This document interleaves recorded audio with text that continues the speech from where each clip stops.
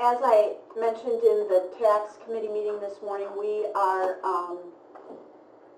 adding a portal functionality to the Shelter Pro software that would allow for dog licensing to be done remotely rather than having people have to walk in or mail in a check. So right now, the database is set up in its new location, and we're finishing up testing. It's not yet complete. I thought it was targeted to be done yesterday, but the server's up and it's on its separate network. We're working with the vendor to get the database up and running. So where might I find the information to get on there and pay my rabies tag? well, what's going to happen is each of the renewal letters that goes out will have that as item number one. You can go here to, Gotcha. yeah. It'll actually be a separate web address. It's not the county's website that it goes on because it's accessing the entire Shelter Pro software. Secure. Mm-hmm. And then there's, I can't remember what I was going to say. Oh, what will happen is once we get word that the database is up and tested and functioning, there is front-end stuff that has to happen. So I'm going to have to work with Dr. Youssef to get pictures, there's a section there where he can put these lost dogs. There, it depends on, I've seen a couple as trials. There's really a lot of information that can be filled in. It doesn't need to be just for licensing. He can use it for whatever he wants in terms of communication to the public. But perhaps the health department. Perhaps the health department. That is, you can look at other counties and see what they've done, and Kankakee County uses that. You can actually go to theirs, and when it looks like you're accessing their animal control, it's not the county, it is this portal. So I've looked at theirs in addition to a couple other ones across the United States as samples. So we'll have to work. I'm targeting with that to have that up and running. January 1st is my goal. I'm hoping to get that done. We really want it done in my department because we want to stop this flow of so much manual work through the department. So.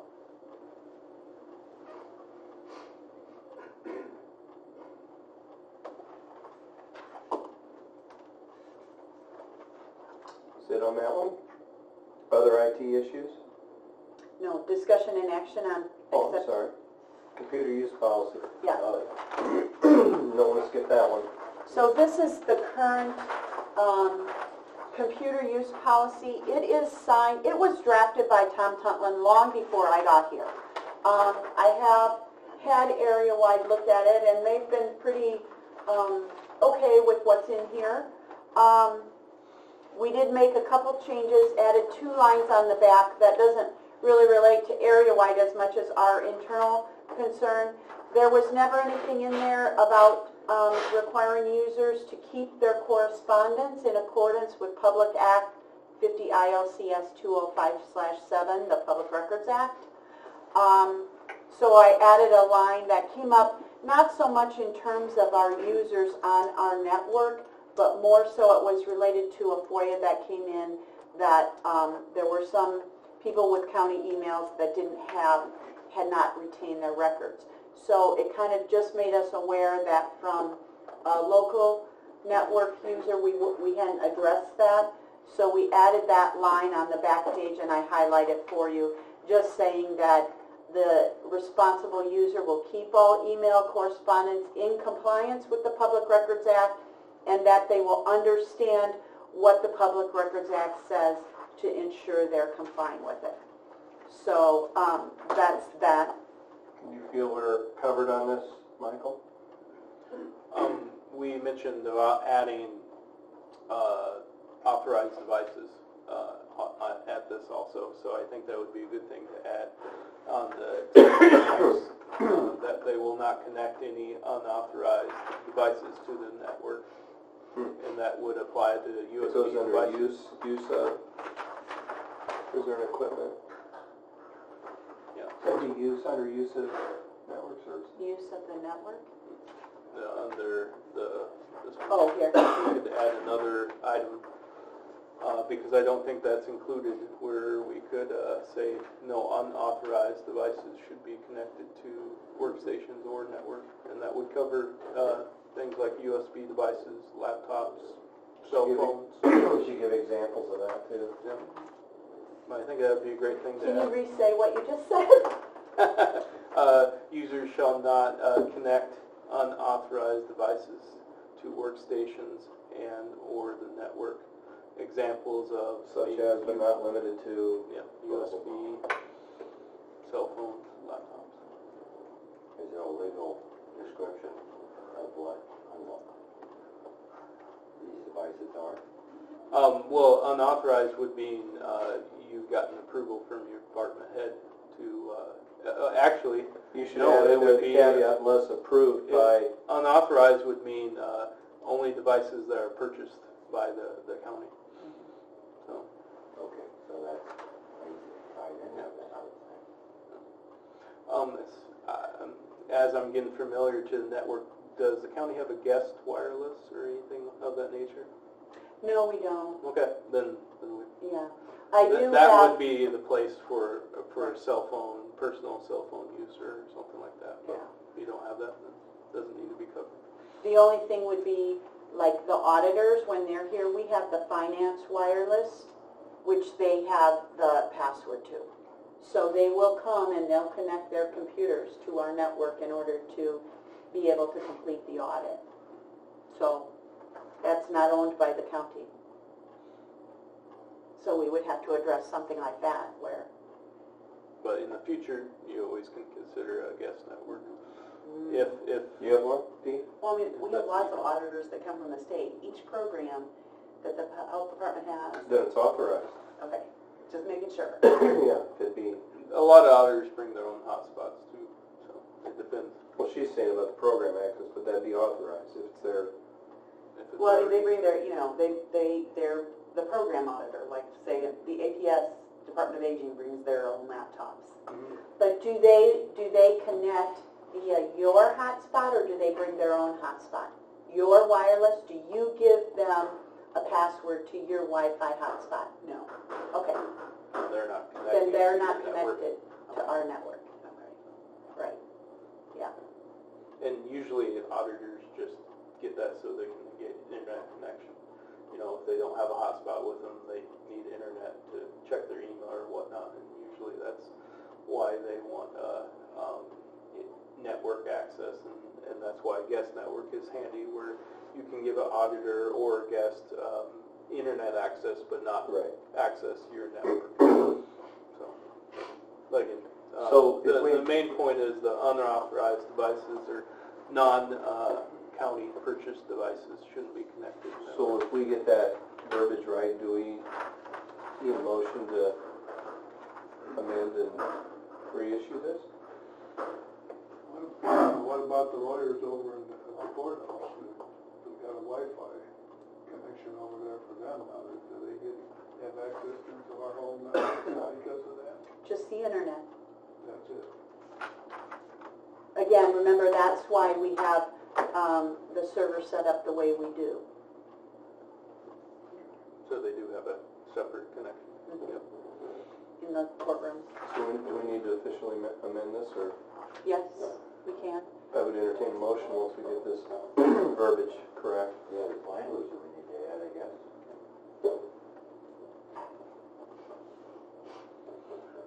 And Anita, you mentioned, I don't know if it's been brought up, having the employees and the staff sign it and review it on a yearly basis. I don't know if that's been put in place, but you mentioned it. It hasn't.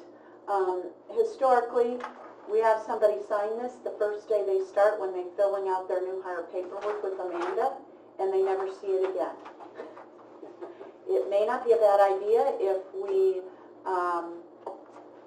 require it be signed by all users once a year, once every other year, or at some other point, so that... Is there an electronic signing you can do, like over there? No. Well, I mean, like at a certain time. Including county board members? Well, the reason, what we discussed in the P&P meeting is that, and Jim Devine, his input was, this does not apply to the county board members because they're not on the county network.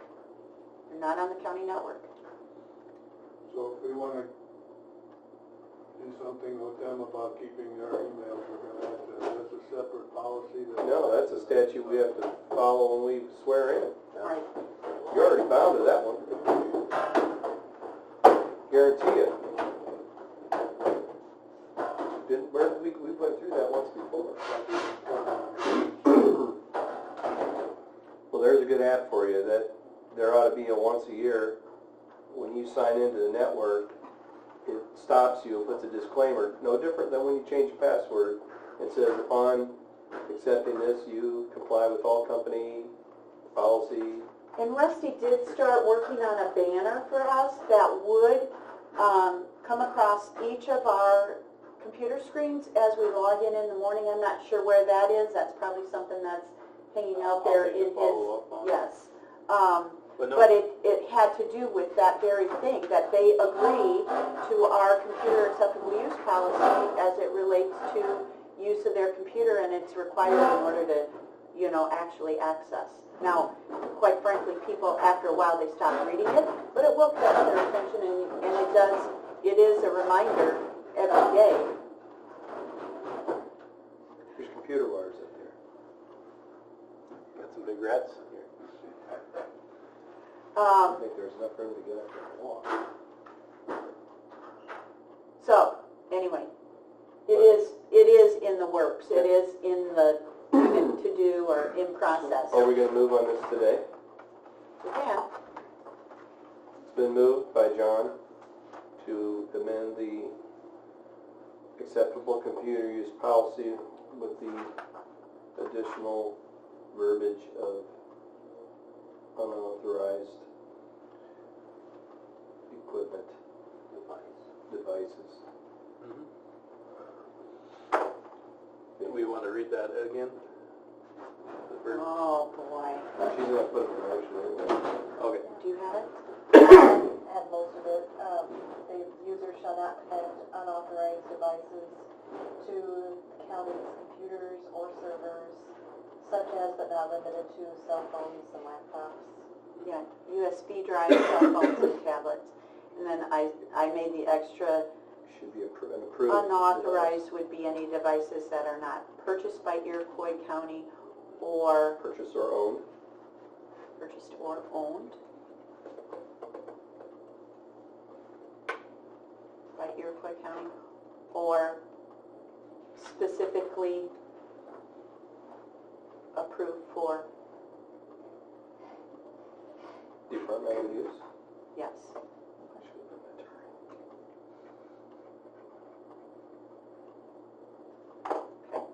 The next question, how we got to vote first? All in favor? Aye. All opposed, same sign. Motion carries. I guess the next question I have then, do we also want to put something in this policy now about that, whenever everybody sign it once a year? This is where it should go, right? Where Well, I wouldn't put it in the policy, you just make... Discussion. Yeah, discussion and a motion to have it done. I don't know. Why wouldn't you put it in here like this? Yeah, but we got to be careful there because we don't want to make it so it affects the employee policy. We want it to be an IT policy that, like they started on, that would possibly be a banner. I don't think it should be a daily banner. I think it should be something that catches your attention once a year. Myself.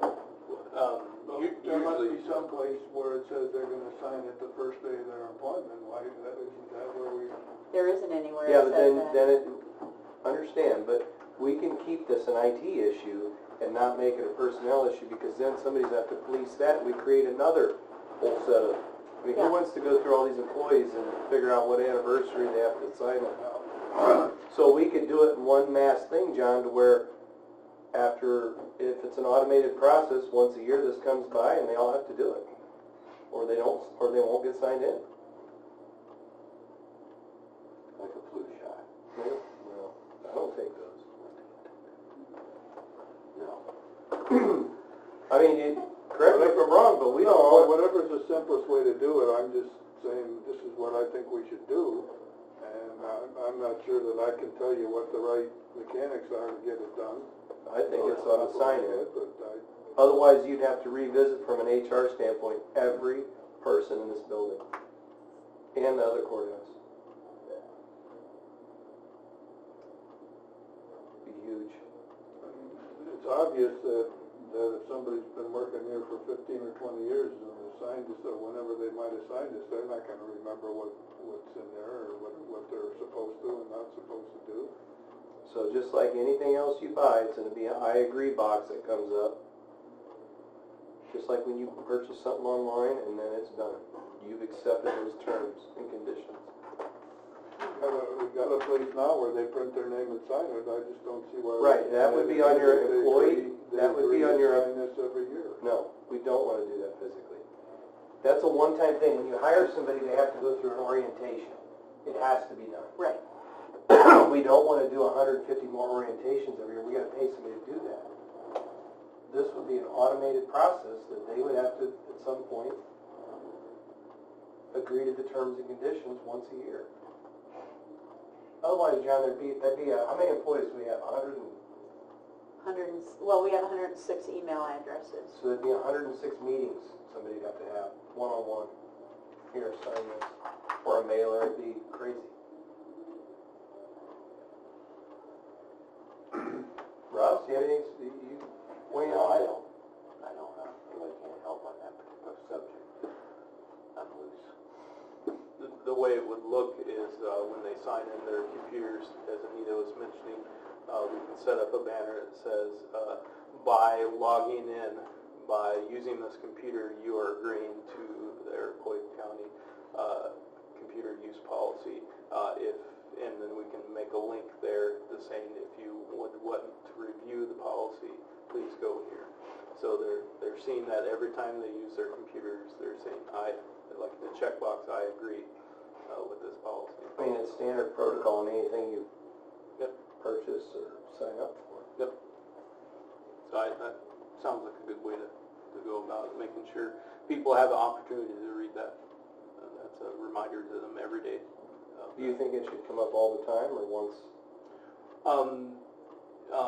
I would say all the time. So every time, and it wouldn't be all the time, it would be every time they have to log in their computer. So they don't see it all the time, it'd just be how often they log into their computer. So. And again, it's more of a legality thing. I'm not a lawyer, but by clicking on that, they're saying that they have read it and agreed on it. So, we see that in banks and other organizations. They have the same terminology. You have a question, Dee? Well, would that come up as a pop-up box, or what, how, so every time I log in, like if I leave and go for lunch and I log out and I come back and I log in, and I'm gonna always have to have this pop-up box coming up? You'll hit Control-Delete, and you'll see the little box, and you click OK and put in your password. So it would be one more click. You wouldn't have to read anything. It's no different when you sign up for something on your phone. It's just terms and conditions. On a daily basis? I think it should be once a year, but... If we do the banner, it'd be one more click whenever you're logging in your computer. So yeah, if you walk away, it'd be one more click. But again, it's you see that standard through organizations. It's just that you guys aren't used to it. So Which is more dangerous? if you go with the banner, you'll get used to it. So. See, otherwise, John, you have to file 106 forms that somebody signed. It doesn't sound like we can come up with a way to do it. I mean, Well, Edward, I'm just giving you the solution right here. having a banner kind of deal might work, I don't know, but I wonder how many people are gonna take the time to read it. They don't have a choice. You don't have to read it. It's a link that's telling you they're right there.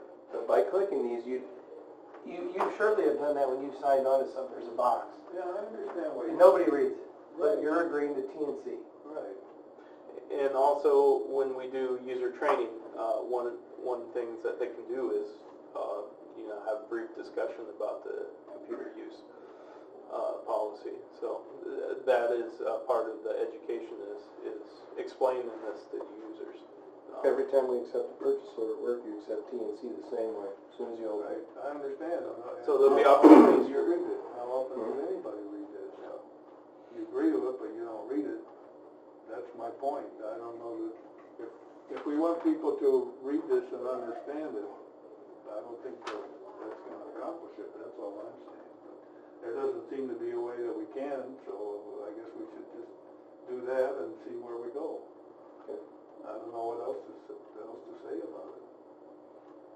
And I don't know What about do you the think? legality part about it either, if you need them to physically sign 5 it, years, or we're gonna be on but the using the banner. There's the employee information, jacket. your, thing, I have no idea.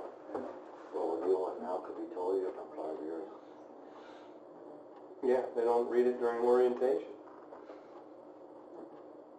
But it's the employee's responsibility to read it, not the, Accountability. yep. So Agreed. it's only so much you can do.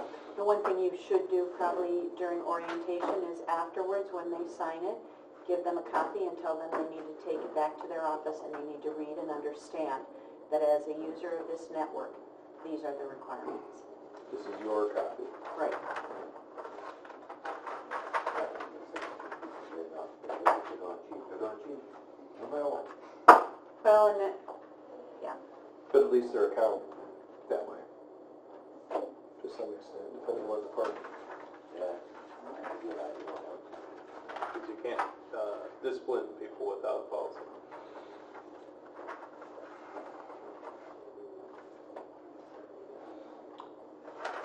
Did we beat that one enough? Yep. Let's go on to other IT issues if necessary. Are there any others? Michael, you see any? Nope. Any old business to come before the committee? Any new business? Hearing none, I would entertain a motion to adjourn. It's been moved and seconded by Russ and John to adjourn. All in favor say aye. Opposed, same sign. Meeting's adjourned.